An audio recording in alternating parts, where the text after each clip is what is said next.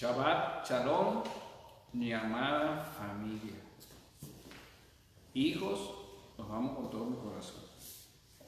Y espero que este estudio sea provechoso para ustedes y que el Señor les dé sabiduría para poder experimentar en la vida diaria las enseñanzas que Él nos trae en este nuevo Shabbat. La Parashá y bueno, bienvenido a todos los que nos puedan estar viendo por las redes sociales, por Facebook.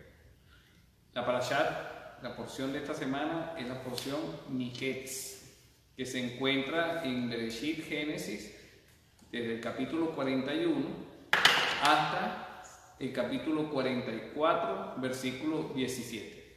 Durante toda esta Parashá se sigue hablando, se continúa hablando de la vida de Yosef y la manera como él fue exaltado en Egipto, luego la forma como él salva a su familia de la hambruna y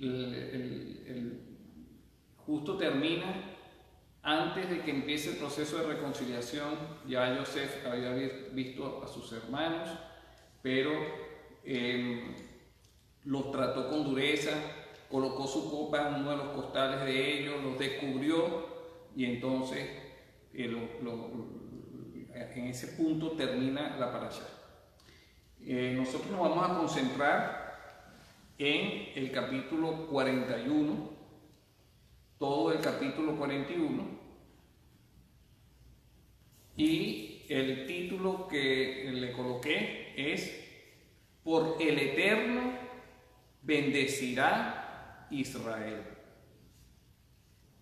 Miketz significa al fin de o al cabo de, y marca pues el final de una etapa y el comienzo de una nueva etapa. En cuanto al significado pictográfico de la expresión Miketz, mi al ketz, final, se escribe con 3 letras, la mem, la kof y la sade.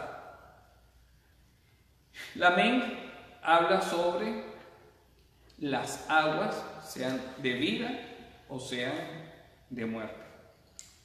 Habla también de las pruebas que nos son dadas para que seamos renovados. La kaf habla de la parte trasera de la espalda, también significa el fin o el final, y habla también del hijo de la promesa. Y la sade es como un gancho, como el que usaban los pastores para poder salvar a las ovejas o para poder atacar también a las ovejas. Habla de eterno juicio y habla también de capturar el deseo profundo. Coloqué 3 interpretaciones, una en amarillo, otra en azul y otra en rojo, y si unimos los significados de cada una de las letras, podríamos decir que Miketz son las aguas detrás de la cabeza que nos enganchan. También podríamos parafrasear de que son las pruebas que son enviadas para renovar al hijo de la promesa y para eterno juicio. O la lluvia para vida o inundación para muerte, que al final capturan el fuerte deseo. La palabra de Dios al final cumple el propósito para el cual es enviada por el Eterno, sea para salvación o sea para juicio eterno, como dice Yeshua, que Él no nos juzga, sino sus palabras son las que nos juzgan a nosotros. Comenzamos con Génesis 41, el versículo 1, la parte A del versículo. Dice de la siguiente forma: y aconteció al fin de 2 años, tuvo el faraón un sueño. Resalté aquí la expresión al fin de, que es la palabra miketz. Y aconteció al fin de 2 años, o al cabo de 2 años. ¿Al cabo de 2 años de qué? Al cabo de 2 años después que Yosef había interpretado el sueño tanto al copero como al panadero. Que a pesar de que él le dijo al copero que se recordara de él cuando saliera de la cárcel, el copero no se recordó de él, sino que pasaron 2 años hasta que el faraón tuvo un sueño. También, desde el punto de vista de la gematría, en este versículo resalté la expresión: y aconteció al fin de 2 años, tuvo el faraón un sueño, y he aquí.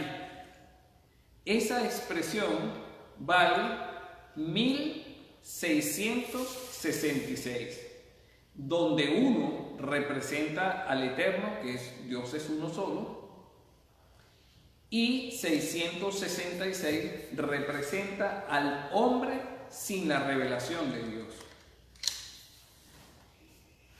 Dios le habla al mundo de una manera codificada. En este caso, Dios le estaba hablando a Faraón, pero a través de sueños.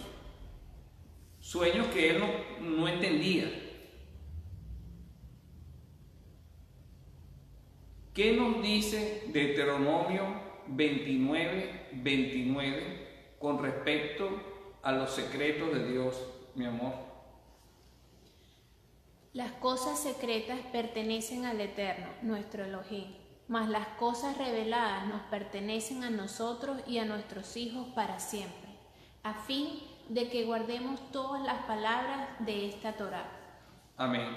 Las cosas secretas pertenecen a Dios. Podemos dividir este versículo en 3 partes. Las cosas secretas que pertenecen a Dios, las reveladas que pertenecen a los hijos de Dios, a su pueblo, para siempre, y con un propósito bien claro.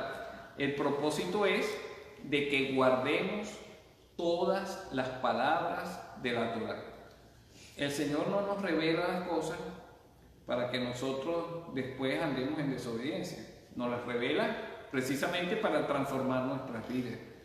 Nos revela que debemos guardar Shabbat para que guardemos Shabbat. Nos revela que debemos comer no como come todo el mundo, sino como come en un pueblo apartado para Él, y así debemos hacer. Nos revela que debemos amar al prójimo como nosotros mismos. Es para que practiquemos esto, no es para que sigamos siendo los mismos de antes. Los secretos del Eterno son revelados a sus hijos para que obedezcamos la Torá. ¿Qué dice Marcos 4, del 10 al 12? Alfonso, mi amado. Los secretos del 10, no el título, sino el versículo, del 10 al 12. Cuando se quedó solo, sus seguidores, junto con los 12, le preguntaban sobre las parábolas, y les decía: a vosotros os ha sido dado el misterio del reino de Dios, pero los que están fuera reciben todo en parábolas, para que viendo vean, pero no perciban, y oyendo oigan, pero no entiendan, no sea que se conviertan y sean perdonados. Amén. Esto es una profecía que está en la Torá, a la cual se está refiriendo el Señor en el Evangelio de Marcos.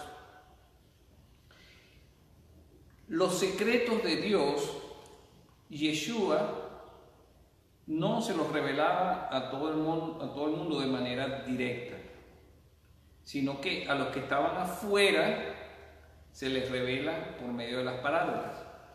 Mas a sus discípulos es que estaba previsto que fueran conocidos todos los misterios del reino de los cielos.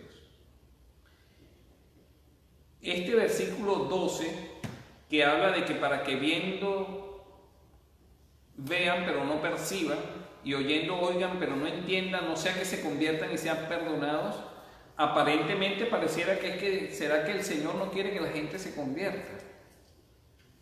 Pero no es eso lo que quiere decir la Torá en el Nuevo Testamento con respecto a esto, ¿no? Lo que quiere decir, vamos a ver si lo podemos aclarar. Fíjese, la palabra clave es la palabra que dice los que están afuera, que está en rojo. Ese afuera en griego se dice exo. Cuando tú dices mi ex esposo, mi ex esposa, o sea que ya no somos esposos, ya no es mi esposa, estamos separados. Cuando Dios habla del éxodo, es la salida de Egipto, o sea, ya está afuera de Egipto. Habla de la historia del pueblo de Israel afuera. Por lo tanto, cuando el Señor dice, no sea que se conviertan y sean perdonados, ¿a quiénes se está refiriendo? A los de afuera, a los que están desconectados con Dios y que no tienen ningún interés en conectarse. Fíjense que en Mateo 10:14, ¿qué dice, mi amor? Y cualquiera que no os reciba ni oiga vuestra palabra al salir, de esa casa o de esa ciudad, sacudid el polvo de vuestros pies. Esta es la primera vez que aparece esa palabra exo en el Nuevo Testamento, en griego.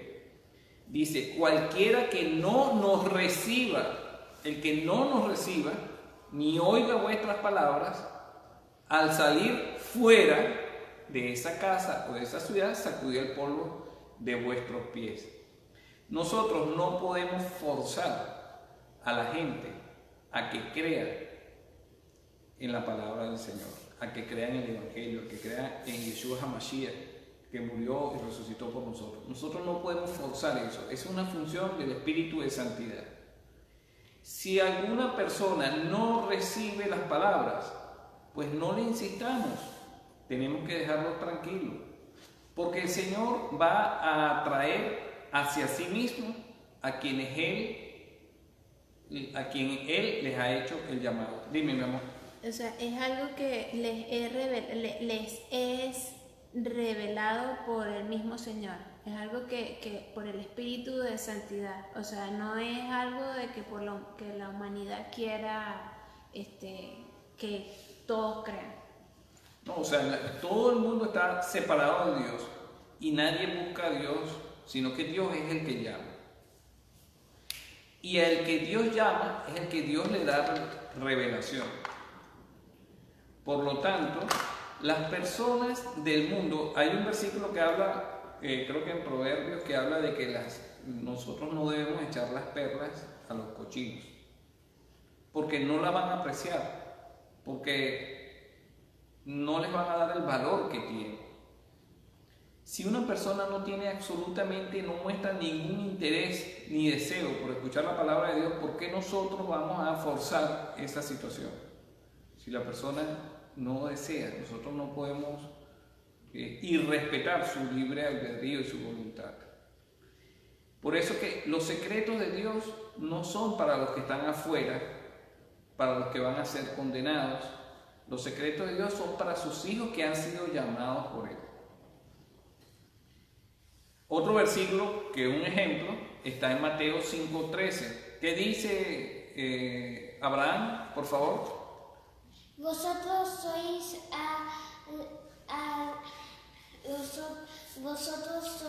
la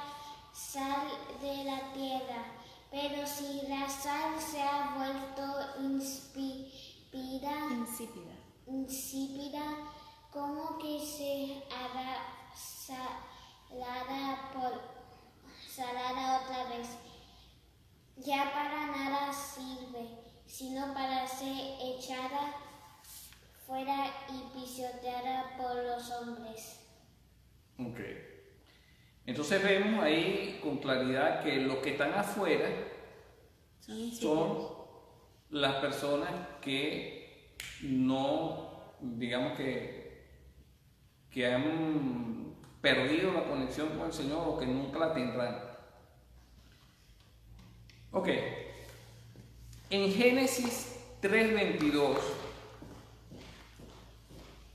el Señor nos dice: entonces el Señor Dios dijo, he aquí el hombre ha venido a ser como uno de nosotros, conociendo el bien y el mal. Cuidado ahora no vaya a extender su mano y tomar también del árbol de la vida, coma y viva para siempre. Tenemos que estar bien claros, y yo aquí resalté en amarillo, porque la puntuación es muy importante para que, digamos que comprendamos correctamente la palabra. Aquí dice que el hombre ha venido a ser como uno de nosotros, conociendo el bien y el mal. Pero yo me pregunto, ¿acaso Dios conoce el mal? Porque conocer en hebreo es tener una relación íntima. Dios nunca ha tenido intimidad con el mal. Dios no conoce el mal. En Él no hay mal alguno, no hay pecado, es imposible. Aquí deberíamos leer de la siguiente manera. Entonces el Señor Dios dijo, he aquí el hombre ha venido a ser como uno de nosotros, conociendo el bien. Punto. Y el mal. Cuidado ahora no vaya a extender su mano y tomar también del árbol de la vida y coma y viva para siempre. Dios no puede permitir que el hombre que conoció el bien, pero que después se contaminó conociendo el mal, coma del árbol de la vida, porque en esa condición no está preparado para comer del árbol de la vida. Tiene que haber un proceso. Dios castigó al hombre y el hombre posteriormente tiene que pasar por un proceso de volver a Dios a través del arrepentimiento, a través del sacrificio de Yeshua Mashiach, del derramamiento de su sangre, y entonces puede en ese momento recibir el espíritu de santidad y comer del árbol de la vida. Por eso es que el Señor no es que no quiere que la gente se convierta, sino que si la gente no está preparada para poder comer del árbol de la vida, recibiendo todos los secretos y todos los misterios del reino de los cielos, entonces no debe rebelarse. Una persona que no es creyente, primero cuando se convierte en creyente, o un niño cuando nace tiene que tomar leche y después pasar por todo un proceso para después empezar a probar fruticas, sopitas, hasta que pueda comer el alimento sólido. Tú no puedes darle el alimento sólido de buenas a primeras, porque no lo va a resistir, se va a morir de una indigestión. En el plano espiritual sucede lo mismo. Si la persona ni siquiera ha nacido de nuevo, espiritualmente, ¿cómo tú le puedes revelar los secretos profundos de los misterios de Dios? No están preparados para eso. En Mateo 13:17, ¿qué dice Renata? Vosotros pues escuchad la parábola del sembrador. Ok, después que Yeshua le hablaba al pueblo en parábolas, en la intimidad, él hablaba con sus discípulos y le daba la explicación de estas parábolas. Hay diferentes tipos, niveles de revelación. Fíjese que en el versículo de Marcos 4:14 dice, el sembrador siembra la palabra. Esa expresión en griego, yo le coloqué ahí el valor de cada palabra, son 5 palabras que suman 70, 1245, 420, 223 y 410. Esas 5 palabras suman 2368, que no es más que la suma en griego de Jesús, que es Jesús, 888, más Christos, que es Cristo, y vale 1480. Sumamos 888 más 1480 da 2368, revelándose claramente que el sembrador que siembra la palabra es Yeshua HaMashiach, Jesucristo. Dios es el que nos revela los secretos, pero tiene diferentes niveles para revelarnos esos secretos.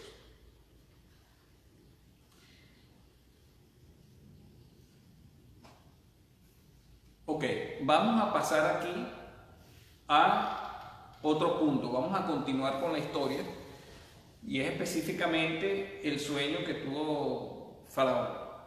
Dice así: y aquí que estaba sobre el río, hablando Faraón. Eso tiene un significado porque el río Nilo era una especie del proveedor de todo Egipto, como un dios. Y el hecho de que Faraón se haya visto parado encima del río habla de que él también estaba considerándose a sí mismo, se veía como una deidad, ¿no? Y que del río subían 7 vacas hermosas a la vista y muy gordas que pasían en el prado. Y he aquí otras 7 vacas subían tras ellas del río, de fea vista y enjutas de carne, o sea, muy flacas, ¿no? Y se pararon cerca de las vacas hermosas hasta la orilla del río. Y que las vacas de feas vistas y enjutas de carne tragaban a las 7 vacas hermosas y muy gordas. Y despertó el faraón.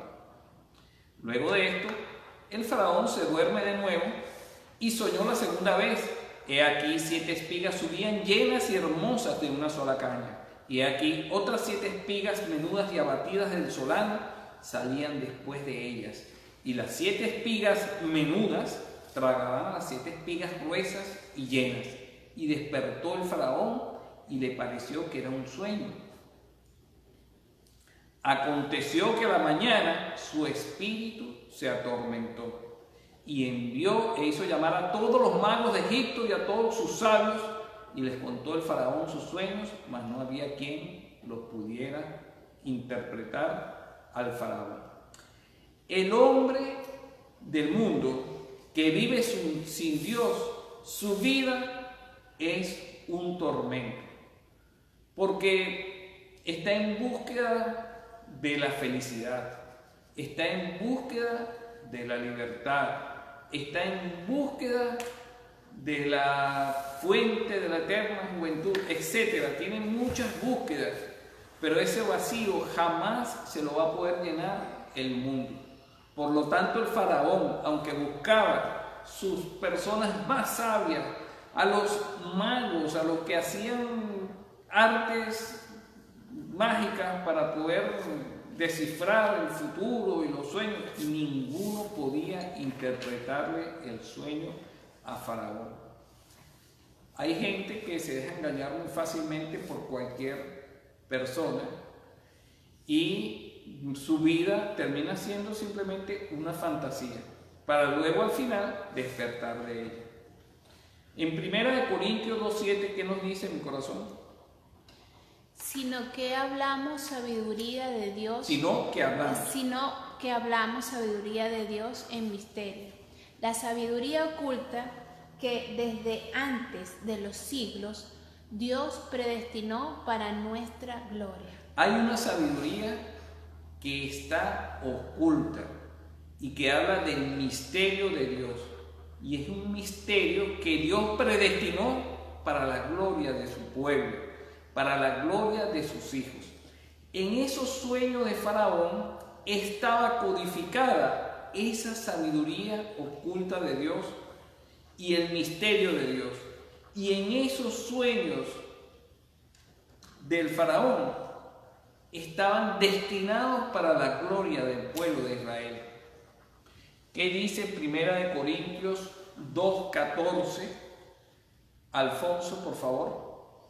Pero el hombre natural no acepta las cosas del Espíritu de Dios, porque para él son necedad, y no las puede entender, porque se disciernen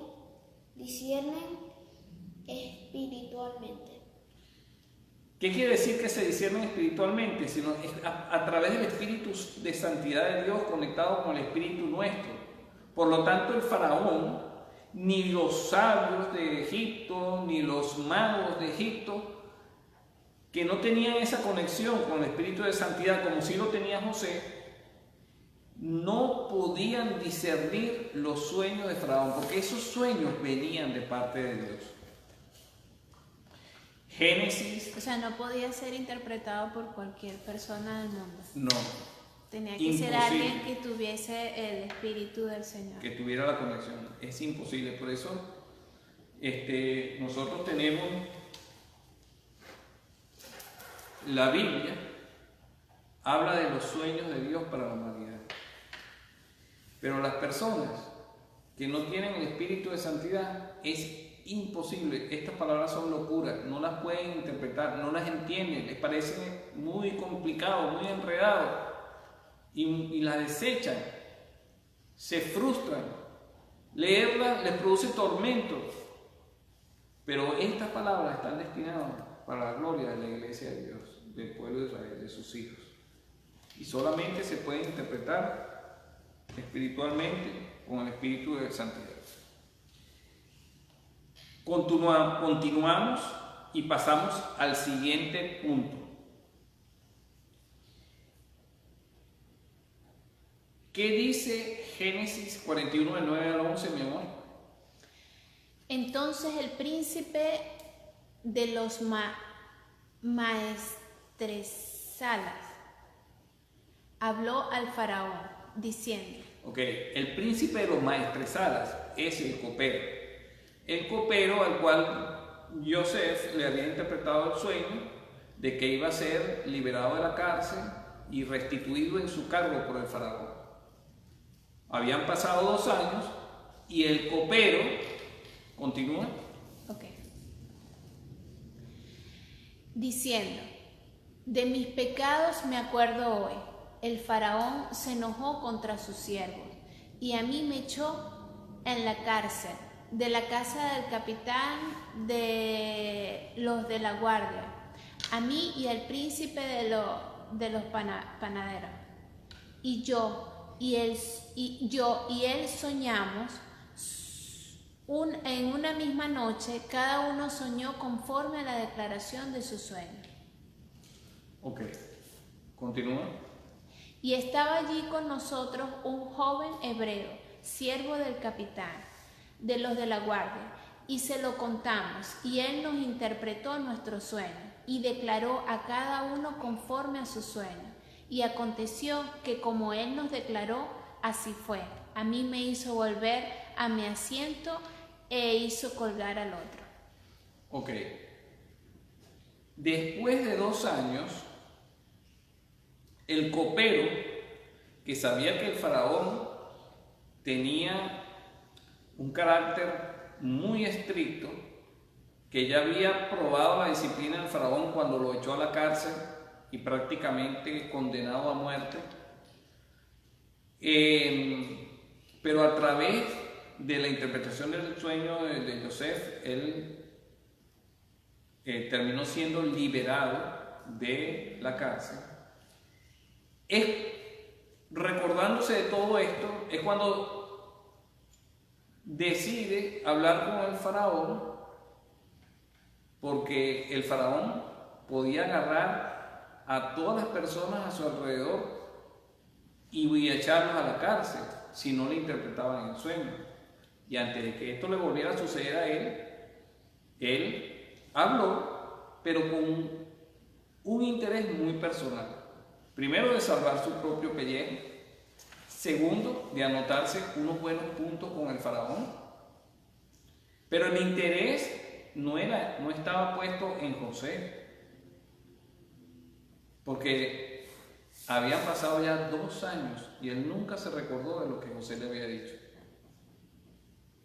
O sea, las personas del mundo que no tienen a Dios viven en función a sus propios intereses. La mayoría. Y entonces le habla al faraón sobre José, pero fíjense cómo se refiere de él. Le habla de un joven hebreo, siervo de capitán. Joven, una persona joven es una persona que no está preparada para altos cargos dentro de un gobierno, en este caso Egipto. Hebreo habla de que era una persona extranjera. Por lo tanto, por ejemplo, en prácticamente ningún país un extranjero puede llegar a ser presidente del país o puede ser elegido a un alto cargo público. Tiene que nacer ser ciudadano de nacimiento. Y después dice siervo, que esta palabra siervo también significa esclavo. Esclavo del capitán. Un esclavo pues tampoco puede tener el privilegio de ocupar altos cargos. Cuando él habla y se refiere a José con estos términos, de alguna manera está evitando o procurando que José no pueda desplazarlo a él el día de mañana en un cargo que esté por encima que el que ya el copero tenía.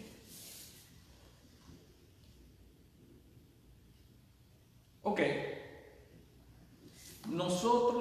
José cuando habló con el copero antes de que saliera de la casa, le dijo, acuérdate de mí. Nosotros no podemos poner nuestras expectativas, nuestras esperanzas en el mundo ni en ninguna persona del mundo. ¿Qué dice Jeremías 17:5, mi amor? Así dice el Señor, maldito el hombre que en el hombre confía y hace de la carne su fortaleza, y el Señor se aparta y del Señor se aparta su corazón. Amén. Nosotros no podemos poner nuestra confianza en un hombre antes que en el Señor. Abraham, ¿qué dice Salmo 118:8? Dice, es mejor refugiarse en el Señor que confiar en el hombre. Amén. Siempre tenemos que poner al Eterno de número 1. Y después a las demás personas. Ok. El hombre de Dios, ¿cómo ama? Ama con pureza, con buena conciencia, con sinceridad y sin hipocresía. Romanos 12:9 dice, Renata, Romanos 12:9. Ok. El amor sea sin hipocresía, aborreciendo lo malo, aplicándose a los buenos. A lo bueno. Alfonso, ¿y qué dice 1 de Timoteo 1:5?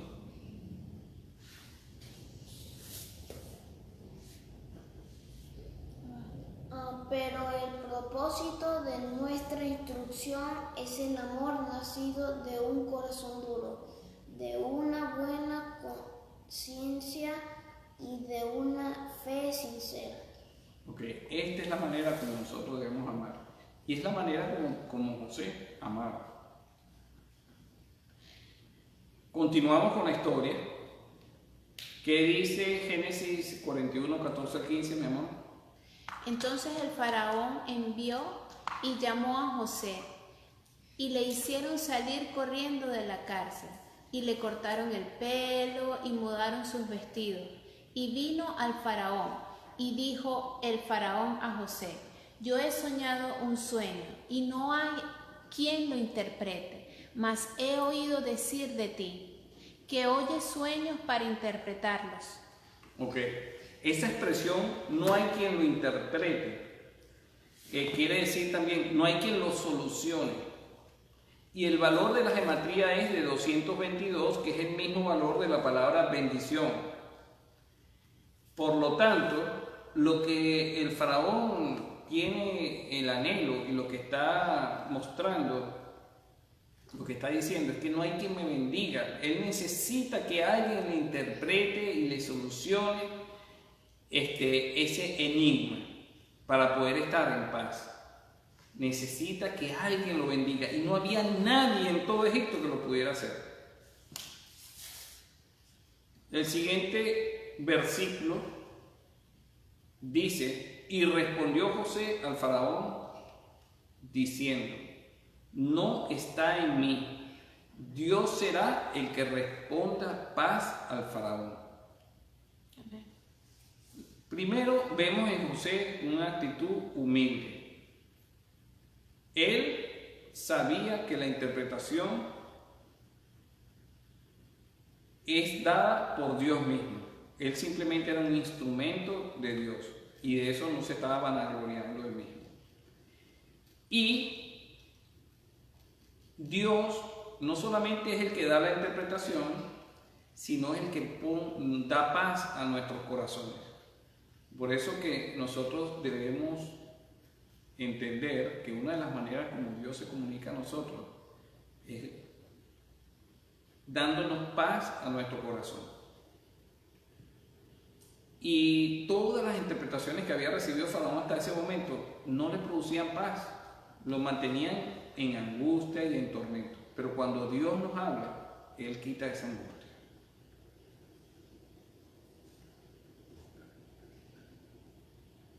También habla de que José tenía una buena disposición para atender el llamado de Dios ante cualquier circunstancia.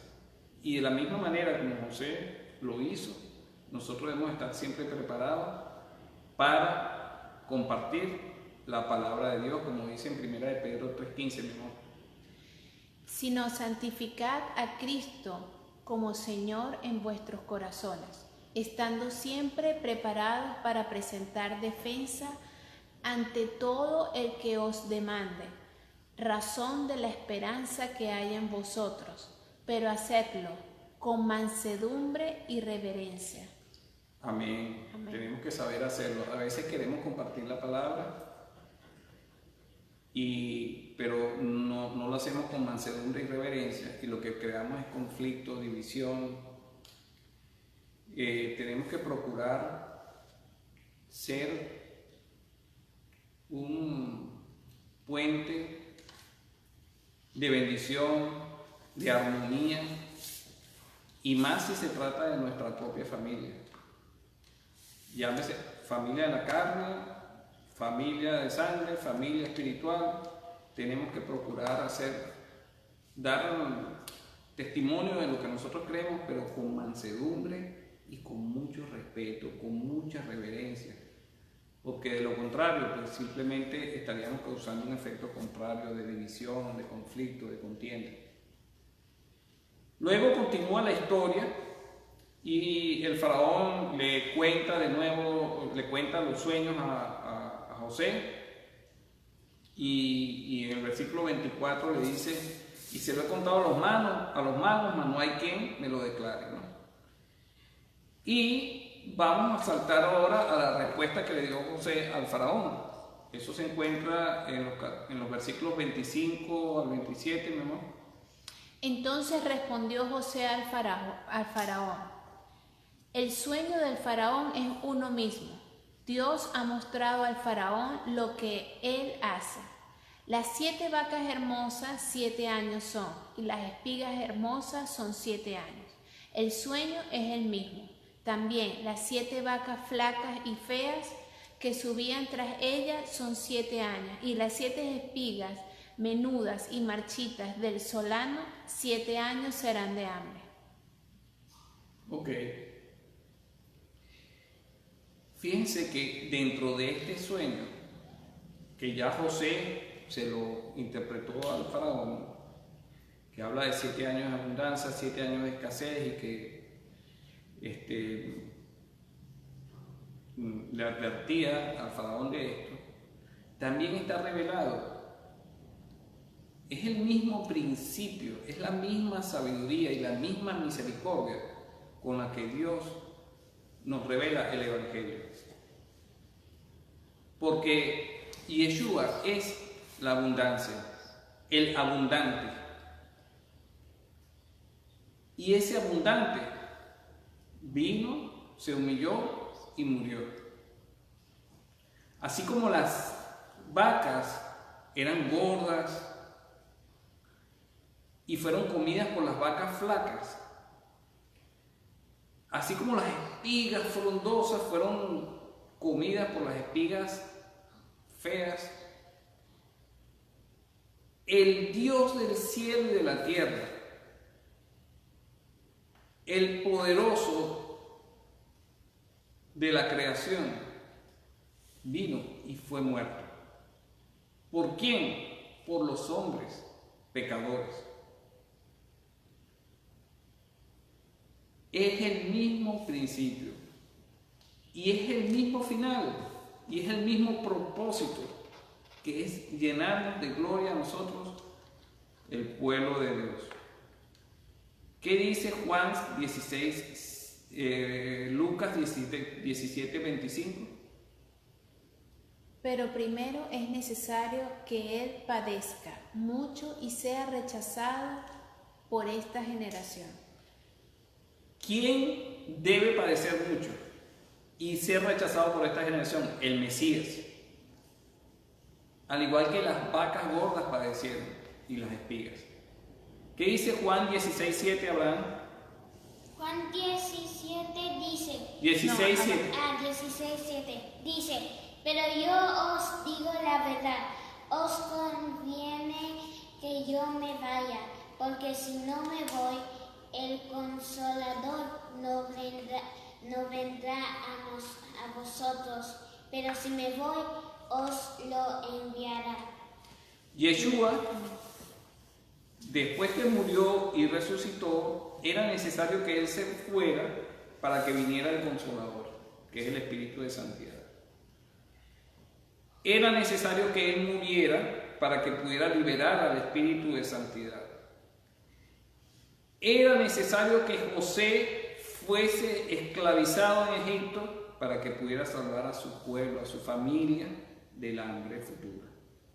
Era necesario que las vacas gordas fueran comidas por las vacas flacas para que el faraón se diera cuenta, a través de la interpretación de José, que tenía que elaborar una estrategia para que no muriera ni Egipto ni las naciones circundantes.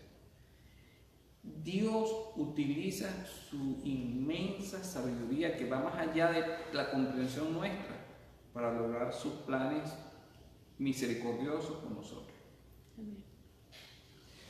Génesis 41, 28 al 30. Continuamos con la historia. Esto es lo que respondió al faraón. Lo que Dios hace lo ha mostrado al faraón.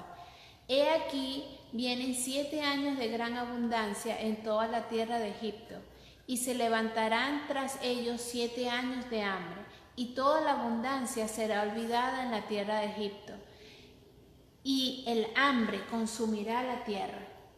Continúa. Y aquella abundancia no se echará de ver a causa del hambre siguiente, la cual será gravísima.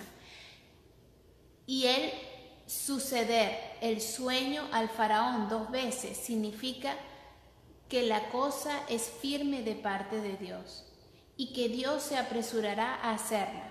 Por tanto, provéase ahora el faraón de un varón prudente y sabio y póngalo sobre la tierra de Egipto.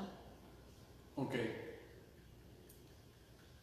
Continúa. Haga esto, faraón, nombre intendente sobre el país y exija 1/5 de la producción de la tierra de Egipto en los 7 años de abundancia, y que ellos recojan todos los víveres de esos años buenos que vienen, y almacenen en las ciudades el grano para alimento bajo la autoridad del faraón, y que lo protejan, y esté aquella provisión en depósito para la tierra para los 7 años del hambre que serán en la tierra de Egipto, y la tierra no perecerá de hambre. Ok. José no solamente le dio la interpretación de los sueños a Faraón, sino que también le dijo cuál era la estrategia que tenía que realizar para poder sobrevivir ante lo que se venía en un futuro.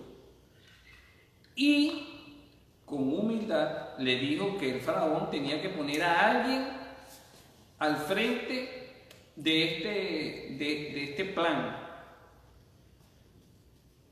Él pudo haber dicho, póngame a mí, porque yo fui el que le revelé el sueño y porque yo fui el que le di la estrategia. Pero no, realmente lo que movía y motivaba a José no eran los sueños de grandeza, eso se lo dejaba él al Eterno. El Eterno es el que quita, el Eterno es el que nos da, el Eterno es el que pone el querer y el hacer, el Eterno es el que nos levanta, el Eterno nos baja. Y José estaba claro con eso. Pero qué bonito que Dios no solamente nos revela sus secretos, sino que también nos da la estrategia, nos da paso a paso todo lo que nosotros debemos hacer. Amén. Primera de Timoteo 3:16, ¿qué dice, Alfonso? Indiscutiblemente grande es el misterio de la piedad. Él fue manifestado en la carne, vindicado en el Espíritu, completado por ángeles, proclamado entre las naciones, creído en el mundo, recibido arriba en gloria. Como les dije anteriormente, el misterio de Dios está basado en la obra de Yeshua HaMashiach. Y todas las soluciones que Dios y las salvaciones a través de las diferentes historias que Dios ha dado a nuestro pueblo están todas basadas en el misterio de la piedad. Y este misterio nosotros debemos ir y predicarlo por todo el mundo, a toda criatura, bautizándolos para que sean salvos y para que las personas que crean no sean condenadas. Amén. Cuando José le reveló los secretos al faraón, el faraón lo puso, digamos que como autoridad sobre Egipto, y esto evitó que todos murieran de hambre. Amén. Continuamos con la historia y dice así, del versículo 37 en adelante, y la palabra apareció bien a Faraón y a sus siervos, y dijo el Faraón a sus siervos, hemos de hallar otro hombre como este, en quien haya el Espíritu de Dios. Y dijo el Faraón a José, pues que Dios te ha hecho saber todo esto, no hay entendido ni sabio como tú.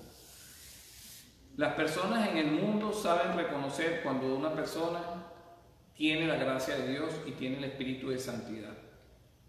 Nosotros no tenemos que convencer a nadie, pero eso es algo que simplemente se nota, es evidente. Como decía Pablo, que no predicaba con vanas palabrerías, sino con el poder del espíritu de santidad. Y nosotros hemos recibido no el espíritu del mundo, sino el espíritu que viene de Dios, para que conozcamos lo que Dios nos ha dado gratuitamente, de lo cual también hablamos, no con palabras enseñadas por sabiduría humana, sino con las enseñadas por el Espíritu, combinando pensamientos espirituales con palabras espirituales. El mismo espíritu que tenía José, lo tenemos cada uno de nosotros hoy en día. Por lo tanto, estamos llamados a actuar como José actuó, en donde nos encontremos y en las circunstancias en las cuales nos encontremos. Amén. Continuamos, Génesis 41, del 40 al 42. Tú serás sobre mi casa y por tu dicho se gobernará todo mi pueblo, solamente en el trono seré yo mayor que tú. Dijo más el faraón a José, he aquí yo te he puesto sobre toda la tierra de Egipto. Entonces el faraón quitó su anillo de su mano y lo puso en la mano de José y lo hizo vestir de ropas de lino finísimo y puso un collar de oro en su cuello. E hízolo subir en su segundo carro y pregonaron delante de él, doblar la rodilla y púsole sobre toda la tierra de Egipto. Y dijo Faraón a José, yo Faraón, y sin ti ninguno alzará su mano ni su pie, y sin tu autorización ninguno alzará su mano ni su pie en toda la tierra de Egipto.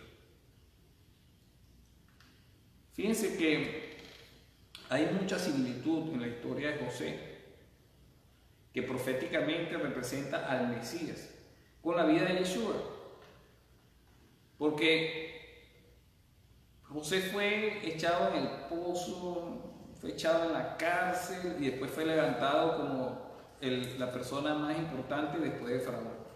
Yeshua también vivió lo mismo.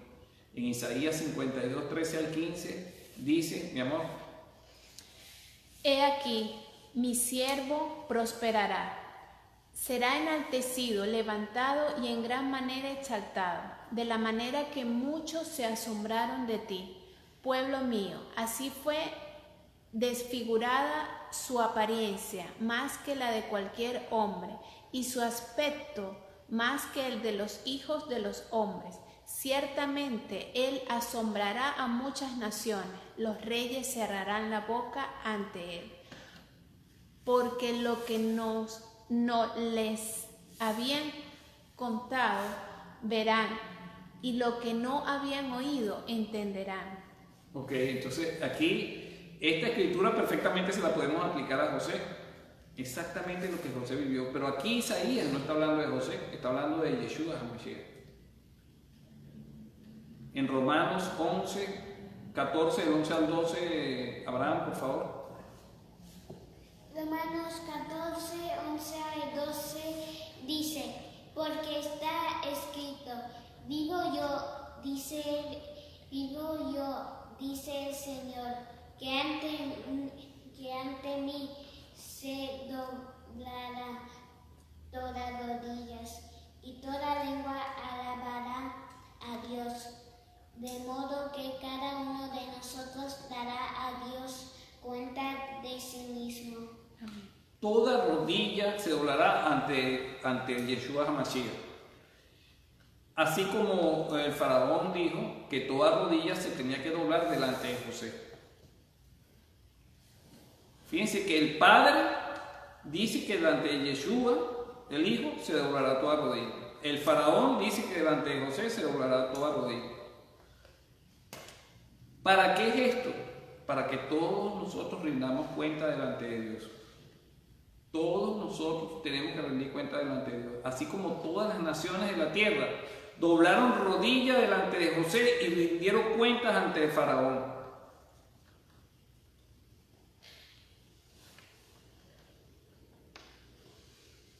Ok, continuamos con el siguiente punto, que se encuentra en Génesis 41, 45. ¿Qué dice, mi amor? Y llamó Faraón el nombre de José Safenat Panea, y dióle por mujer a Asenat, hija de Potifera, sacerdote de On. Y salió José por toda la tierra de Egipto. Fíjense que era una costumbre de los egipcios cambiar el nombre a las personas cuando les daban un cargo muy alto. Igual también en el pueblo judío se acostumbraba a cambiar el nombre a las personas en algunas ocasiones. Este nombre, Safat Panea, significa el que revela los secretos o el decodificador de códigos. Ese fue el nombre que Faraón le puso a José, porque José fue el que podía interpretar sus sueños, el decodificador de códigos. Y José, como es una figura de Yeshua, nos está indicando claramente que el que decodifica los misterios y los secretos del Eterno es Yeshua HaMashiach, el Mesías. Hay un rabino que se llama Munk que hace un comentario sobre esto. Dice, en su comentario el rabino Munk dice: Yosef recibe un nuevo nombre con motivo de su nombramiento como virrey, lo que corresponde a una costumbre egipcia y a veces también a la usanza judía. Podemos ver en Números 13:16, ¿qué dice, mi amor? Así se llamaban los hombres a quienes Moshe envió a reconocer la tierra, pero a Oseas, hijo de Nun, Moshe lo llamó Josué, Yehoshua. Ok, fíjense que uno de los dos espías que se enviaron a la tierra prometida, enviados por Moisés, era Oseas. Y Dios le cambió, y Moisés le cambió el nombre y lo llamó Yehoshua, Josué, que posteriormente Josué fue el que se quedó al mando del pueblo de Israel para introducirlos a la tierra prometida. Entonces vemos que también esta era una costumbre judía. Ahora, ¿por qué sucede esto? Vamos a ver qué nos dicen también los comentaristas, nuestros sabios, ¿no?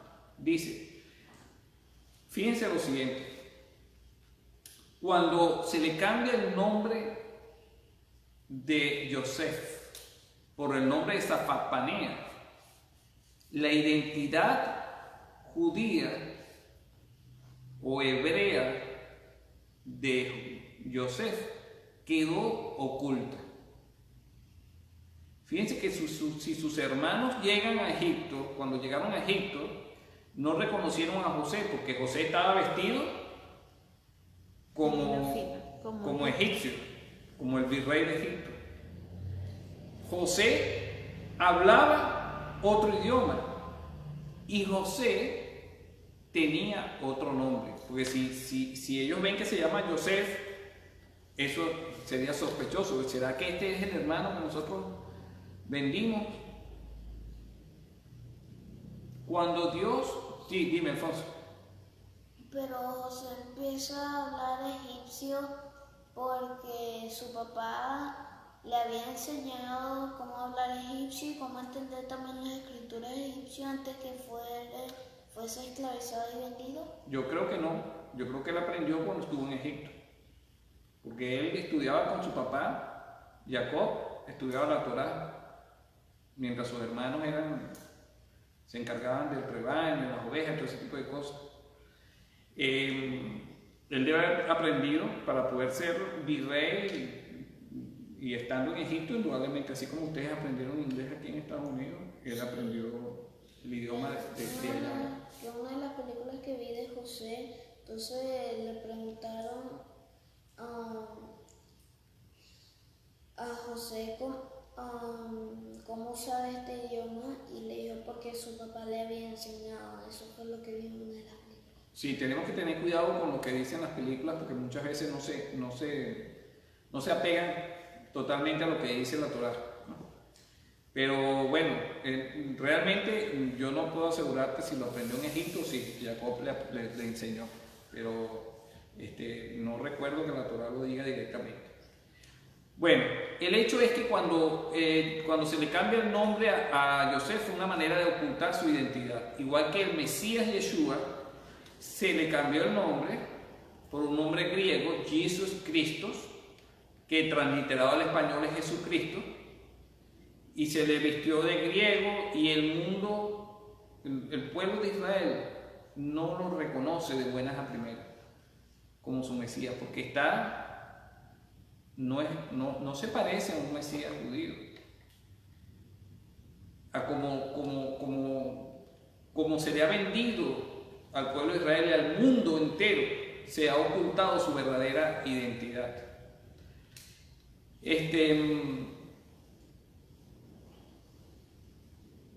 Fíjense que hay un término hebreo que se llama Ester Panim, que significa esconder el rostro. Fíjense lo que les voy a leer. Cuando Dios esconde su rostro, el término en hebreo es Ester Panim. La raíz de Ester es satar, que significa esconder, y Panim significa rostro. La frase es utilizada en las escrituras de manera literal y figurativa. David Nekrutman, un judío ortodoxo y director ejecutivo en el Centro de la Comprensión y Cooperación Judío-Cristiana, enseña que el hecho de que Dios se esconde es un concepto teológico importante en la Torá o en la Tanaj. Vemos instancias numerosas de cuando Dios escondió su rostro de su pueblo y es importante que exploremos esas razones. Él dice que hay dos razones por las que Dios esconde su rostro. La primera razón es por el pecado. Y eso lo podemos, dice así, ¿no? Dios esconde su rostro por dos razones. Necrutman dice que la razón más común es por causa del pecado, a nivel personal y comunitario. Dios desea una relación, pero como Él es santo, no tolerará el pecado en su pueblo. Por eso esconde su rostro. ¿Qué dice Deuteronomio 31, 17 al 18? ¿Abraham? Deuteronomio 31, 17 al 18 dice: Dios dice: entonces mi ira se encenderá contra él en aquel día. Los abandonaré y esconderé mi rostro de ellos. Será consumido y muchos males y tribulaciones vendrán sobre él. Por lo que diré en aquel día: no será porque mi Dios no está en medio de mí que me han alcanzado estos males, pero ciertamente esconderé mi rostro de aquel día por todo el mal que habrá hecho, pues se volverá a todos dioses. A otros dioses. Entonces Dios esconde su rostro. Dios estaba profetizando a través de Moisés que cuando el pueblo entrara a la tierra prometida se iba a apartar de él, se iba a ir tras otros dioses y entonces Dios iba a esconder su rostro. Por lo tanto, Dios esconde su rostro producto del pecado. Pero vamos a ver cuál es la segunda razón por la cual Dios esconde su rostro. Según Necrutman, la segunda razón por la cual Dios esconde su rostro es para lograr sus propósitos, de forma que el individuo o la nación se percaten nuevamente de su necesidad de él y los atrae de nuevo hacia él, hacia sí. Sin embargo, durante momentos de Esther Panim, Dios aún está cerca y trabaja con su pueblo. Su luz y su voz pudieran estar apaciguados, pero nunca están completamente ausentes. Dios requiere un corazón arrepentido para poder reanudar su relación con su pueblo. Necrutman dice: una vez que se haya iniciado el arrepentimiento, surge la esperanza y la promesa de restauración de que Dios hará tornar de nuevo su rostro hacia su pueblo. En cierta manera, Dios puede ser inducido a tomar su atención nuevamente hacia el mundo. Por lo tanto, la segunda razón por la cual Dios esconde su rostro es para guiarnos hacia el arrepentimiento. De esta manera, Dios crea las condiciones para que sus secretos puedan ser revelados. ¿Qué dice Segunda de Crónicas 39, mi amor? Porque si se vuelven al Señor, sus hermanos y sus hijos hallarán compasión delante de los que los llevaron cautivos, y volverán a esta tierra, porque el Eterno, su Elohim, es clemente y compasivo, y no apartará su rostro de ustedes si se vuelven a él. Ok, no apartará su rostro, no esconderá su rostro si nos volvemos a él. Por lo tanto, judíos y no judíos que se vuelven a Yeshua o se vuelven al Eterno, Dios le revela al Mesías Yeshua. Amén. Y ahora vamos a entrar en la última parte del estudio, la parte conclusiva. Fíjense que dice así en el versículo 46 a 49. Y era José de edad de 30 años cuando fue presentado delante de Faraón, rey de Egipto, y salió José delante de Faraón y transitó por toda la tierra de Egipto. Era de 30 años cuando fue presentado delante de Faraón y fue exaltado. Yeshua tenía 30 años cuando comenzó su ministerio. ¿Qué dice Lucas 3:23, Renata? Y cuando comenzó su ministerio, Yeshua mismo tenía unos 30 años, siendo como se suponía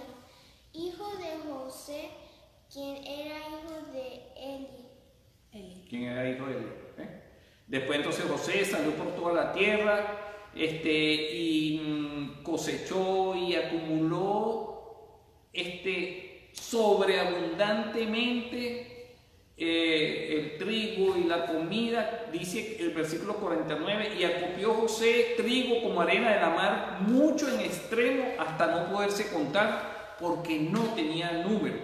Y fíjense lo siguiente, ¿qué dice Lucas 3:23, mi amor?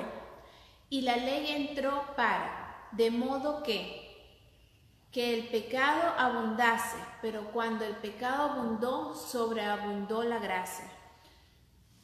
Dios no permite que su pueblo perezca ni sea destruido. Amén. A pesar de las pruebas por las cuales pasamos. Dice, la ley entró para que el pecado abundase, pero cuando el pecado abundó, sobreabundó, hiperabundó la gracia. Y aquí quiero hacer una aclaratoria.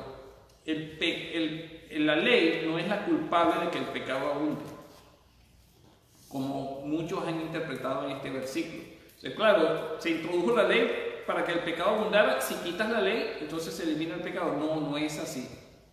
La ley entró al mundo para que nosotros los hombres pudiéramos abrir los ojos y pudiéramos ver cuál es la verdadera condición nuestra y pudiéramos ser conscientes de que absolutamente todos somos pecadores, que toda la humanidad está en condenación. No es que la ley es la culpable del pecado. El culpable del pecado somos nosotros. ¿Cuándo fue la primera ley que se introdujo al hombre? ¿Saben ustedes? Primera ley. Cuando estaba Adán y Eva en el jardín del Correcto. ¿Cuál fue la primera instrucción que le dio Dios al hombre? que no podía comer. Renata. Que no podría comer del árbol de la vida y muerte. Ok. ¿Y qué hizo Adán? Cuando el Señor le dijo a Adán que se duerma y le quitó... No. ¿Qué hizo Adán con respecto? ¿Comió del árbol o no comió? Sí comió. Sí comió. Entonces, ¿quién es el culpable de que Adán haya desobedecido? ¿Adán o la ley que Dios hizo? Adán. Entonces, ¿cómo es posible que ustedes niños saben eso? Porque el Espíritu de Santidad se los ha revelado a ustedes desde pequeñitos. Pero es muy lamentable que en muchas iglesias, personas que tienen años leyendo el Evangelio y peor aún, personas que predican el Evangelio, pues digan lo contrario. Que la culpable es la ley, por eso es que hay que quitar la ley. Por eso que Jesús vino, abolió la ley para que viniera a fuera la gracia, ¿no? Y no es así. La culpable del pecado y que no es la ley. El culpable del pecado somos nosotros los hombres que cumplimos la ley. Y Jesús no vino a abolir la ley, sino vino a darnos el poder de cumplirla mediante su Espíritu de Santidad, que era el mismo Espíritu que residía en José. Amén. Ok. Hubo hambre en todas las tierras. Génesis 41, del 53 al 55, mi amor. Y se cumplieron los 7 años de la abundancia que hubo en la tierra de Egipto, y comenzaron a venir los 7 años del hambre, como José había dicho. Y hubo hambre en todas las tierras, mas en toda la tierra de Egipto había pan. Y hubo hambre en toda la tierra de Egipto, y el pueblo clamó al faraón por pan. Y dijo el faraón a todos los egipcios: id a José y haced lo que él os dijere. Ok, miren, muchas personas, como les dije al principio, viven de sueños y de ilusiones, viven engañados, pero un día van a despertar. Isaías 29:8 dice: y será como un hambriento sueña, y aquí está comiendo en el sueño, pero cuando se despierta su hambre no ha sido satisfecha. O como cuando un sediento sueña, y aquí está bebiendo, pero cuando se despierta está desfallecido y su sed no ha sido aplacada. Así será la multitud de todas las naciones que combaten contra el monte Sión. Combatir contra el monte Sión es combatir contra el templo de Dios que está en el monte Sión. Combatir contra el templo de Dios es combatir contra Yeshua mismo, que es el verdadero templo. Amén. Combatir contra el templo de Dios es creer en Jesucristo y no obedecerlo. Porque nosotros somos templo del Espíritu de Santidad. Y por un lado declaramos con nuestras bocas que Yeshua es nuestro Señor, pero por otro lado decimos que su palabra está abolida y no la cumplimos. ¿Qué dice Amós 8:11 acerca de los tiempos que estamos viviendo hoy en día? Alfonso, ¿puedes leernos? He aquí, vienen días, declara el Eterno Elohim, en que enviaré hambre sobre la tierra, no hambre de pan, ni sed de agua, sino de oír las palabras del Eterno. Porque no solo de pan vive el hombre, sino de todas las palabras que salen de la boca del Eterno. Hoy en día hay hambre de escuchar la palabra de Dios. Nosotros estamos llamados a darle de comer a esas personas que manifiestan esa hambre, que no combaten contra el monte Sión, sino que tienen hambre de escuchar la palabra. ¿Estamos preparados para predicar la palabra? ¿Estamos predicados para acudir al llamado, así como José acudió al llamado de Faraón? Mateo 5:6, Abraham. Mateo 5:6 dice: bienaventurados los que tienen hambre y sed de justicia, pues ellos serán saciados. Amén. Yeshua nos promete que todo aquel que busca al Señor con sinceridad, con transparencia, de todo corazón, Dios los va a saciar. El justo va a saciar de justicia a los injustos. Ok. Génesis 41, 56 al 57. ¿Qué dice, mi amor? Y había hambre por toda la faz de la tierra. Entonces abrió José todo granero donde había y vendía a los egipcios, porque el hambre había crecido en la tierra de Egipto. Y toda la tierra venía a Egipto para comprar de José, porque por toda la tierra había crecido el hambre.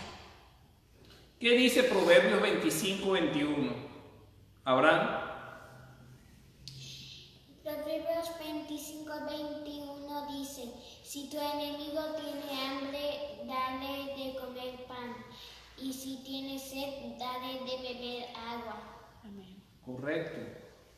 Hoy en día hay hambre.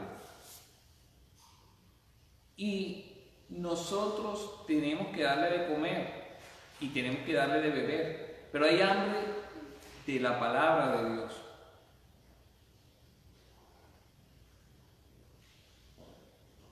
Fíjense que Yeshua nos dio el ejemplo, porque siendo nosotros pecadores y enemigos de Dios, Él murió por nosotros, nos entregó su vida siendo enemigos. A veces no queremos compartir con las personas del mundo, a veces rechazamos a las personas porque son idólatras, porque son pecadoras, porque son homosexuales, porque son mentirosos, porque son ladrones, porque son esto, porque son aquello, porque son lo otro. Pero ¿qué nos dice el Señor? Que los enfermos necesitan médicos, que los hambrientos necesitan quien le dé pan, que los sedientos necesitan que le dé de beber. ¿Y quiénes pueden hacerlo? Los que hemos sido saciados. ¿Acaso nosotros no éramos hambrientos, sedientos y pecadores e idólatras, etcétera, etcétera, etcétera? Pero Dios tuvo misericordia de nosotros y utilizó personas a nuestro alrededor para atraernos hacia Él. ¿Por qué nosotros vamos a rechazar a las personas porque sean enemigos? Más bien tenemos que escuchar lo que Dios está haciendo alrededor de las personas y atender el llamado y darles como Yeshua nos dio a nosotros.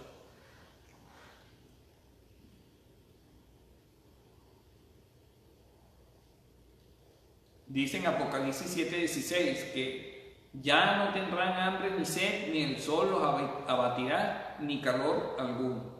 Al final, eso va a ser el cumplimiento del propósito de Dios. Vamos a ver, por último, el significado profético del nombre que Yosef le colocó a sus hijos. José fue un malagradecido. Es una pregunta. Esto es una pregunta que debemos hacernos nosotros. ¿Qué dice Génesis 41 del 50 al 52, mi amor?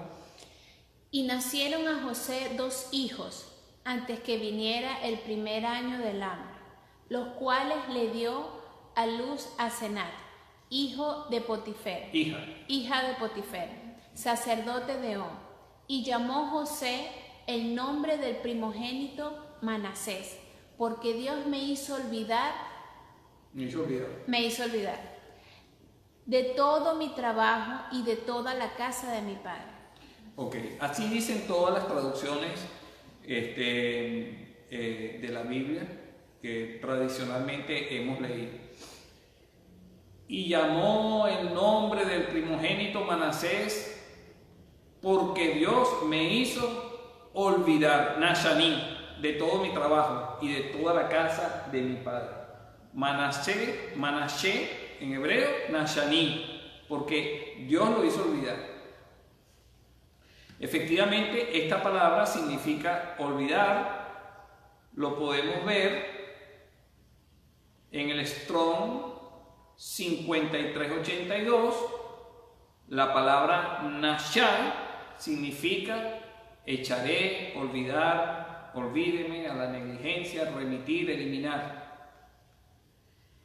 Pero esto nos trae a un punto de reflexión, porque José, que era temeroso de Dios, José, que era una persona justa, José, que era una persona correcta, que actuaba siempre bajo sus principios y sus valores, resulta que le pone a su primer hijo Manasés porque se olvidó de la casa de su padre. O sea, que era un mal hijo, José, ¿acaso? José no honraba a padre y madre, como dice la palabra. Eso es contradictorio. Pero fíjense qué interesante que la siguiente palabra en el Strong, que esta palabra Nashá es Strong 5382, pero si nos vamos al Strong 5383, la palabra se escribe igual y se pronuncia igual, Nashá. ¿Y qué significa?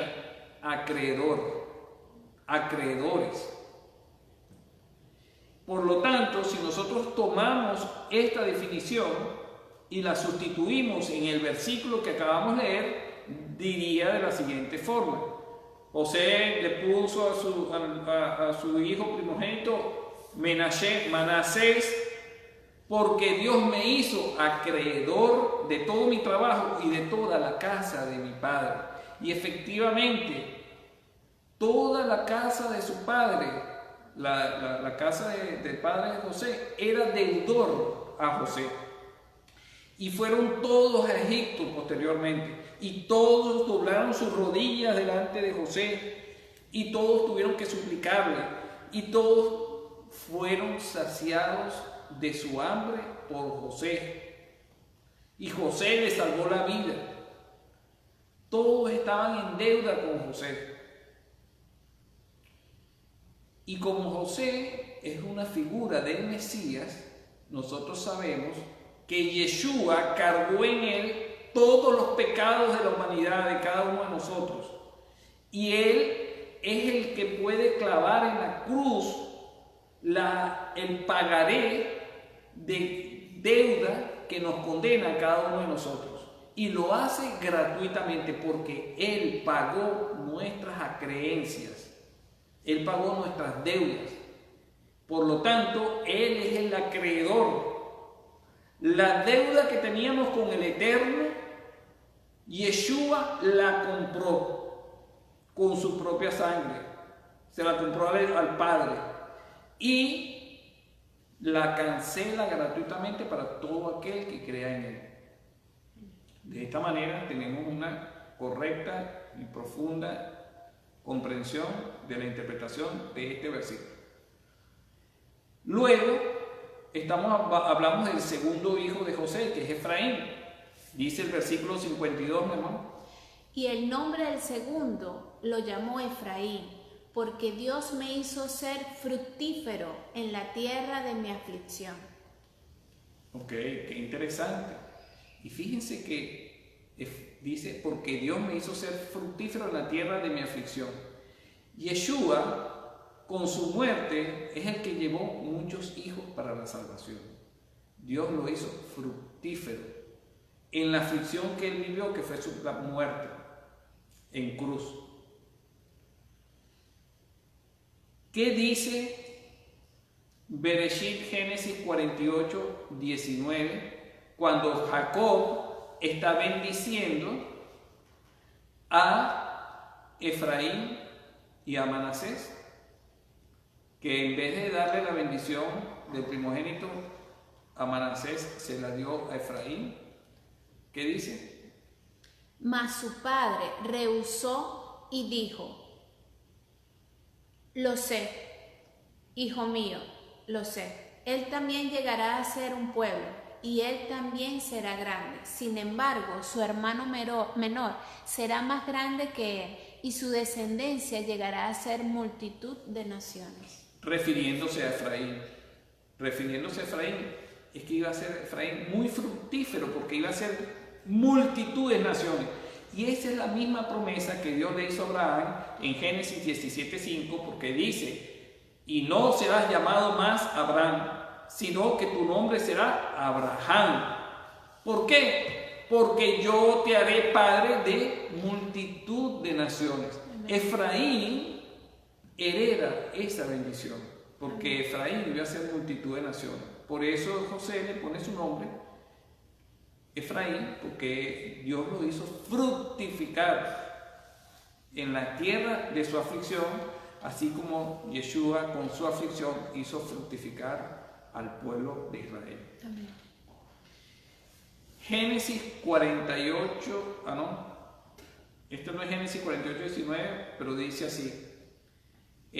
Hablando de, esto está en Génesis, no recuerdo el capítulo, pero dice de la siguiente manera. Hablando Jacob, ya les voy a decir.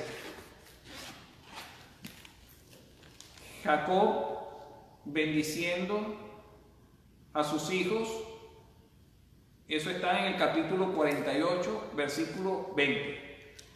Y los bendijo aquel día, diciendo: por ti bendecirá Israel, diciendo: que Dios te haga como a Efraín y como a Manasés. Es una orden para el pueblo de Israel que nosotros bendigamos a nuestros hijos como Efraín y como Manasés. Por eso nosotros, antes de decir la bendición arónica, decimos que Dios los bendiga y los haga como Efraín y como a Manasés.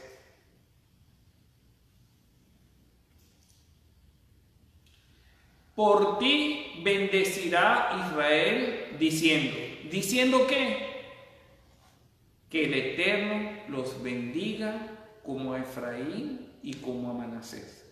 Como Manasés, porque Yeshua cargó en cada uno de ustedes y en mí el pecado, la deuda, porque Él es nuestro acreedor, y en vez de cobrarnos con nuestra vida, la pagó Él con su propia vida. Y que el Señor los haga como a Efraín, fructificar que multitudes de naciones de todos los pueblos sean injertados en Israel y sean bendecidos con la simiente, con Yeshua HaMashiach. Gracias, Señor, por hacernos parte de tu pueblo, de tu pacto y de todas tus promesas. En el nombre de Yeshua HaMashiach. Amén, amén y amén. Amén. Shabbat Shalom a todos. Shabbat Shalom.